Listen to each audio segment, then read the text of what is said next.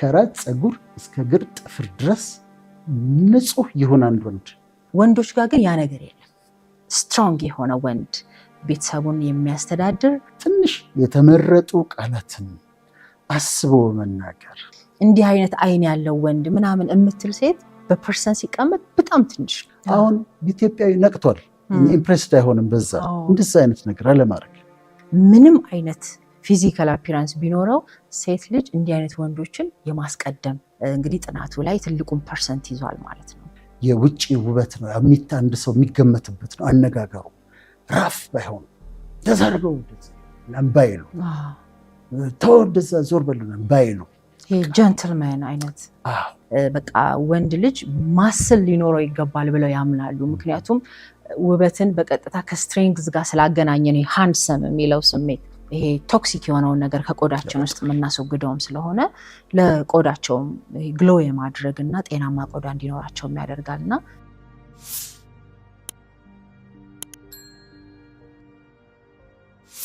ስለ ወንዶች የውጭ ውበት እስቲ ንገሪኝ። ምን ያድርጉ? ምን ያስተካክሉ? ምን ያምርባቸዋል? እሺ ዶክተር በጣም የማመሰግነው። እንግዲህ እንዳልከው ነው ቅድም በዙሪያችን ወንድሜም አለ የኔ እንግዲህ ረጅም ዓመት አብረን አንድ ቤት ኖረናል። ጓደኞቻችን አሉ። የወንዶቹን ይሄ ምን እንደሚፈልጉ ለማወቅ እኔ አልቸገርም። አዎ ከወንዶች ጋር ነው። እኔ ደግሞ ትንሽ ረጅም ሴት እህትም ስለሌለኝ ብዙ ጊዜ ወንዶች ናቸው በዙሪያ ያሉት። አሁን ደግሞ ያው በትዳር ከባለቤቴ ጋርም ያለውን ትንሽ እንደው ያለውን ነገር በደንብ ለማየት እሞክራለሁኝ። እንግዲህ የወንዶች የውጫዊ ውበት ይሄ ከስትሬንግዝ ጋር የተገናኘ ነው። ስትሬንግዝ ነው። አሁን ወንድ ብለን እኛ አይኑ አፍንጫው ምናምን አይባልም ኖርማሊ። ግን ቅድም ከዴፊኒሽኑ ስንነሳ እንደተናገር ነው ስናየው ፕሊዝ የሚያደርገን ፕሌዥር የሚፈጥርልን የሚያስደስተን ሉክ አትራክቲቭነሱ ምናምኑ በተወሰነ መልኩ እንደ ኤሌመንት ፊታቸው ቅርጽ ላይ ምናምን እንደ አይን አፍንጫም ልናስቀምጠው የምንችለው ነገር ይኖራል። ምናልባት እንግሊዝኛው ይሄ ሲሜትሪካል የሆነው ነገር። ሲሜትሪ ስንል ለምሳሌ አፍንጫችን ከግንባራችን ጋራ ይሄ ቺን አገጫችን ፕሮፖርሽኔት የሆነ ስክትክት ያለ ሉክ ሊኖረው ይችላል አንድ ወንድ። ግን ያን ያክል ለአንድ ወንድ እንደ ትልቅ መለኪያ የውበት መለኪያ ተደርጎ አይደለም። እንደ ባህልም እንደ ልማድም ስናየው በሀገራችን እና ወንዶችን ትንሽ እንደውም ጎልቶ የሚታየው የቁመት ጉዳይ ነው። ረጃጅም ወንዶችን የመውደድ ነገር ይስተዋላል። ምናልባት ከ100 ሴቶች 85% ረጅም ወንዶችን ይወዳሉ ይላል ጥናት። ረጅም ወንዶችን ይወዳሉ። ላይት ስኪን ምናምን በስኪን ከለር እና ቀጥታ ከምናየው የቆዳ ቀለም ጋር በተያያዘ ብዙ ጥናት የለም ሀገራችን ላይ። ግን አሁን እንዳልኩት ከቁመት ጋራ ብዙዎቹ ረጃጅም ወንዶችን የማስቀደምና የመውደድ መሳብ፣ በረጃጅም ወንዶች የመሳብ ነገሮች አሉ። ኤሌጋንስ በጣም ሴቶችን የሚማርክ ነገር ነው። አለባበስ በጣም እንደ አንድ ትልቅ የውበት መለኪያ አድርገው ያያሉ። በጣም በሚገርም ሁኔታ ግን ለአንድ ጥናት ላይ እንደተቀመጠው ኒትነስ አሁን ለሴቶች እንደውም ቅድም አንድ ሚስ ያደረግናት ነገር ከውበት ሁሉ ፕራዮርሊ የማየው ይሄ ክሊን ይሄ ሃይጂኒክ የሆነው ነገር ንጽህና በቃ በጣም ፕራዮርሊ የማየው ነገር ነው። እና ወንዶች ጋር ግን ያ ነገር የለም። ቆንጆ ይሄ እንግሊዘኛው ቢዩቲፉል ነው የሚለው የቢኢኤዩ ምናምን ቢዩቲፉል የሚለው ቃል ወደ ወንድ ሲመጣ ሃንሰም ነው የሚሆነው አይደለ? ሃንሰም የሚባል አንድ ወንድ ልጅ ምናልባት ቃሉ ራሱ ይሄ ሃንድ ይሄ ነው እና ሃንድ ይሄ ከሆነ ሃንድ ስትሬንግዝ ነው እና ይሄ የጨበጠ ለስራ የተዘጋጀ ስትሮንግ የሆነ ወንድ ቤተሰቡን የሚያስተዳድር ብሬድ ዊነር ሆኖ ቤተሰቡን የሚያበላ የሚመግብ ፕሮቫይድ የሚያደርግ ፕሮቴክት የሚያደርግ ቤተሰቡን በቃ በየትኛውም ሁኔታ ውስጥ ቻሌንጅን የመቀበል ጉልበት ማስኩላር የሆነ ወንዶች ላይ ውበት የሴቶች አይን በዛ አይነት ወንዶችን የማየት እና ፓራሜትሮች መለኪያዎቹ እነዚህ ናቸው። ከስትሬንግዝ ጋራ ከጥንካሬ ጋራ ምናምን ነው እንጂ አሁን የአውትሉኩን በተመለከተ እንዲህ አይነት አይን ያለው ወንድ ምናምን የምትል ሴት በፐርሰን ሲቀመጥ በጣም ትንሽ ነው። በጣም ትንሽ ነው።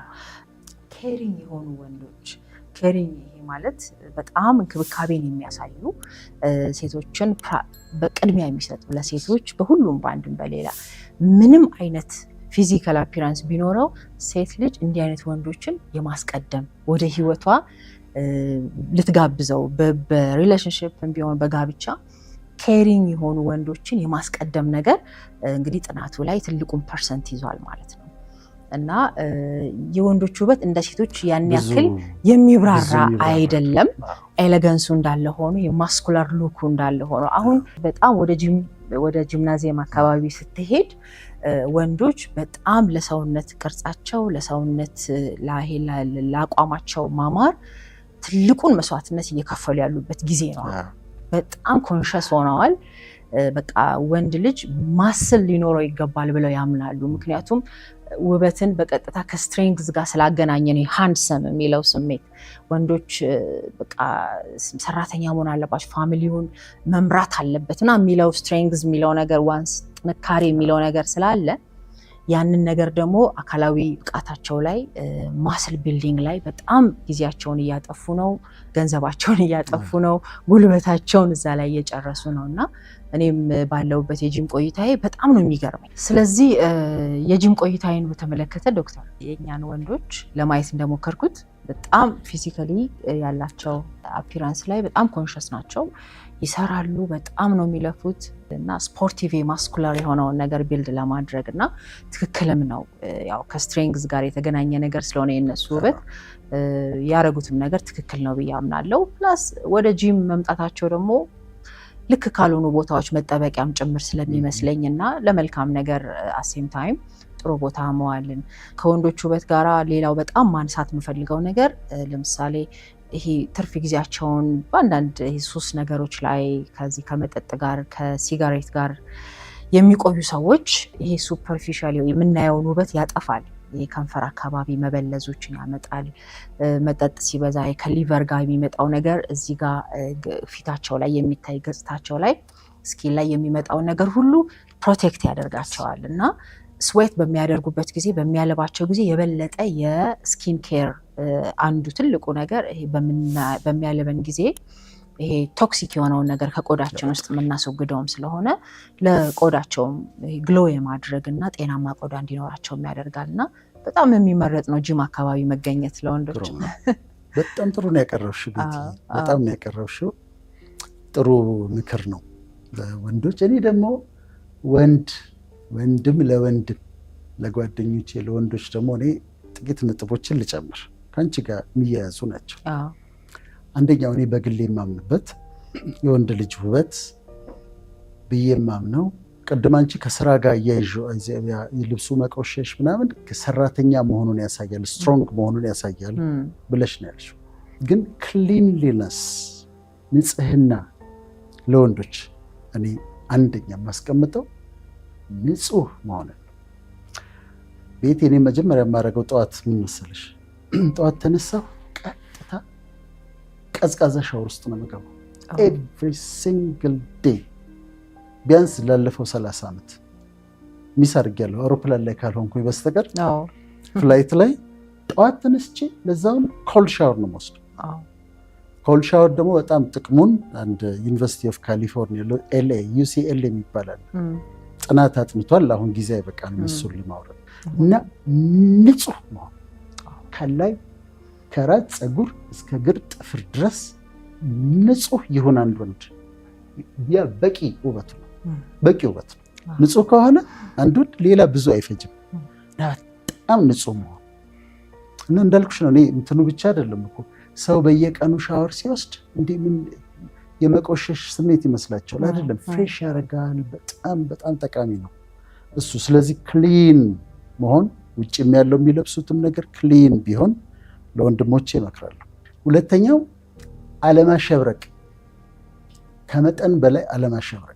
ወንድ ልጅ ብልጭልጭ አለመሆን። ወንዶች እንደዛ መሆን የለባቸው፣ ማሸብረቅ የለባቸው። ማለት ይደረጋል፣ ግን ከመጠን በላይ እዚህ ጋር ብዙ ነገር፣ እዚኛው ጋር ብዙ ነገር፣ እዚህ ጋር በጣም ብዙ እንደዛ ማብለጭልጭ የለባቸው። እንትን ነው አይጠቅምም፣ አያስፈልግም።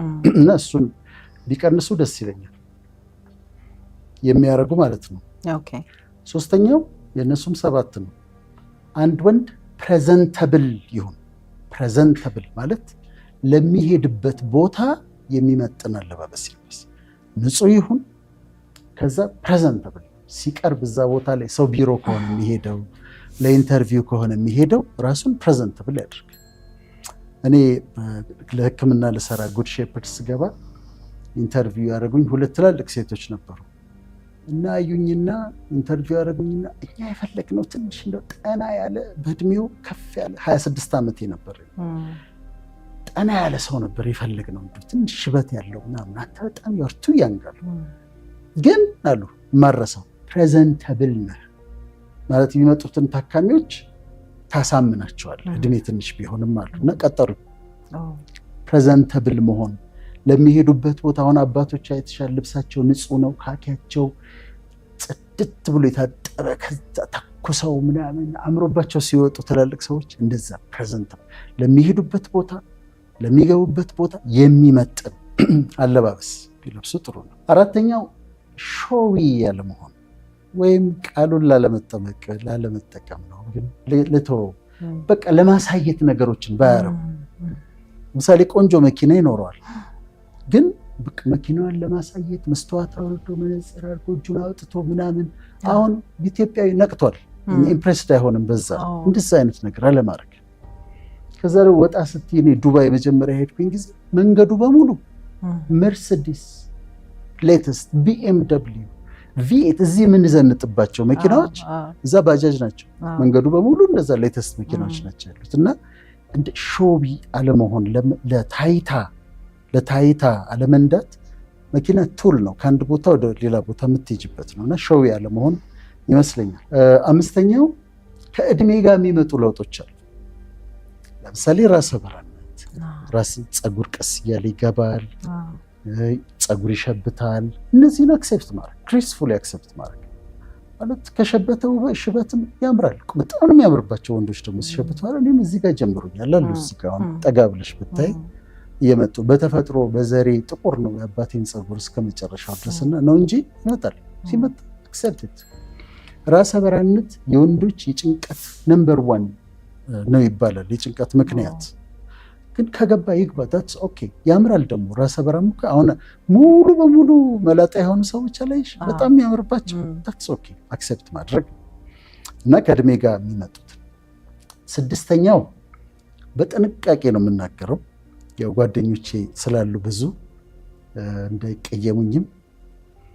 እቺ እንትኗን እቺ ቤሊፋት ቦርጭ እሷን እንደው ትንሽ ማሳነስ፣ በተለይ ደግሞ በየዓመቱ እየጨመረ ሲመጣ አንዳንዶች ለክራቫት ቆንጆ ነው ይላሉ። ወንዶቹ ጭራሽ ለማጥፋት አይሞክሩም።